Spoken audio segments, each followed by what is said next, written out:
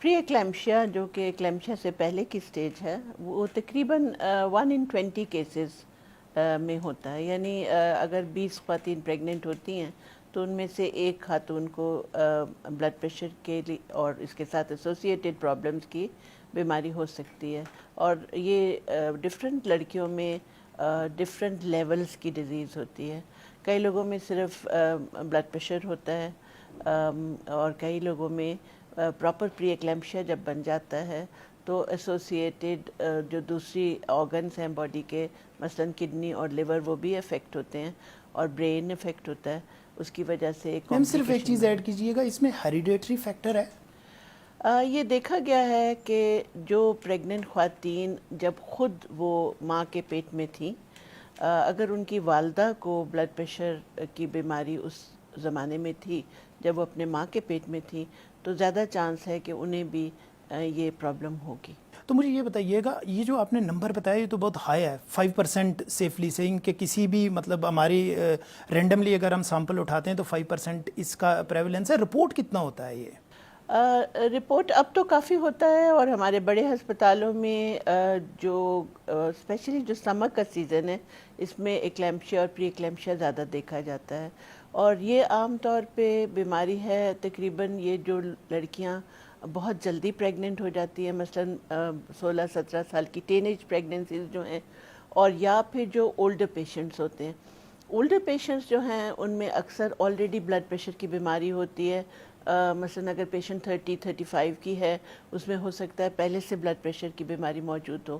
لیکن جو younger patients ہیں ٹین ایج پریگننسیز, وہ پریگننسیز جو ہیں especially pregnancy induced hypertension ان کو ہوتا ہے اور ان میں زیادہ خطرناک ہوتا ہے.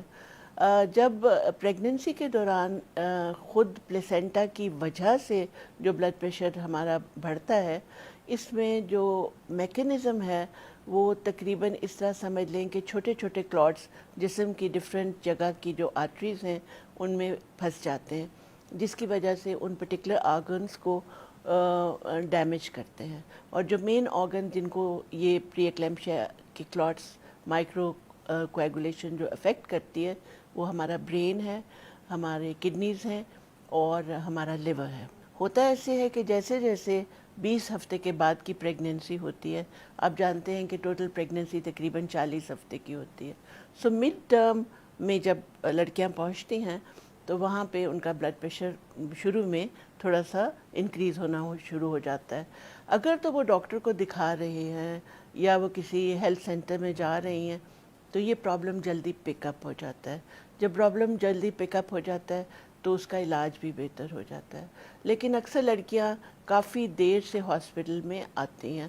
مثلاً وہ پہلے سے 6-7 مہینے گھر میں ہی ان کے گھر والے کہتے ہیں کہ پریگننسی کو بیماری تو ہے نہیں تو اس لیے آپ کو ہاسپٹل جانے کی ضرورت نہیں ہے. ایسے بھی لوگ ہوتے ہیں اور کئی لوگ جو ہیں وہ بڑی ریگولرلی آتے ہیں لیکن پھر بھی ان کو پری ایکلیمشیا ہوتا ہے. جب پری ایکلیمشیا کو جلدی پک کر لیا جائے تو اس کا علاج ہو جاتا ہے اور اگر یہ نہ پک ہو تو اس کی پھر کمپلیکیشنز ہو جاتی ہیں. اس کی جو پاسبل کمپلیکیشنز ہیں ان ٹریٹڈ ہو یا آپ جانتی ہیں آپ ٹریٹ کر لیتے ہیں ڈاکٹرز اپنی طرف سے, پیشنٹ یوزلی میڈیکیشن کنٹینیو نہیں کرتے. ہمارے یہاں ایک بڑا متھ یہ ہے کہ یہ دوائی گرم ہے, بڑا ٹپیکل ایک ورڈ یوز کیا جاتا ہے. اور آپ کو پتہ ہے پریگننسی کے دوران تو ویسے بھی رسک نہیں لیتے, وہ یہ سمجھتے ہیں کہ مدر جو ہے فور گرانٹیڈ ہے, بچہ ہمارے لیے ضروری ہے. تو آپ کیا سمجھتی ہیں ڈاکٹر صاحبہ کہ کیا کمپلیکیشنز ہو سکتی ہیں اگر اس کو ان ٹریٹڈ چھوڑا جائے؟ پرابلم یہ ہے کہ کوئی بھی بیماری اگر آپ اس کو ان ٹریٹڈ چھوڑیں گے تو وہ اپنا کورس آف ایکشن لے گی.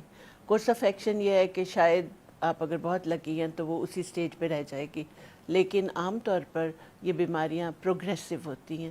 جیسے جیسے پریگننسی بڑھے گی یہ بیماری جو ہے بڑھے گی. ہوگا یہ کہ مائکرو کویگولیشن آپ کی باڈی میں شروع ہو چکی ہے, وہ آپ کے لیور کو افیکٹ کرے گی, آپ کی کڈنی کو افیکٹ کرے گی, آپ کے برین کو افیکٹ کرے گی. جب آپ کے کڈنیز افیکٹ ہوں گے تو سب سے پہلا جو چیز سامنے آئے گی وہ البیومن آپ کی یورین میں آنا شروع ہو جائے گا, اور وہ انڈیکیشن ہے کہ آپ ایک سنڈروم پری ایکلیمٹک سنڈروم کی طرف جا رہے. اور اسی طرح لیور کے فنکشنز جو ہیں وہ ہم ریگولرلی کرواتے ہیں پریگننسی میں تاکہ دیکھا جائے کہ لیور تو نہیں افیکٹڈ.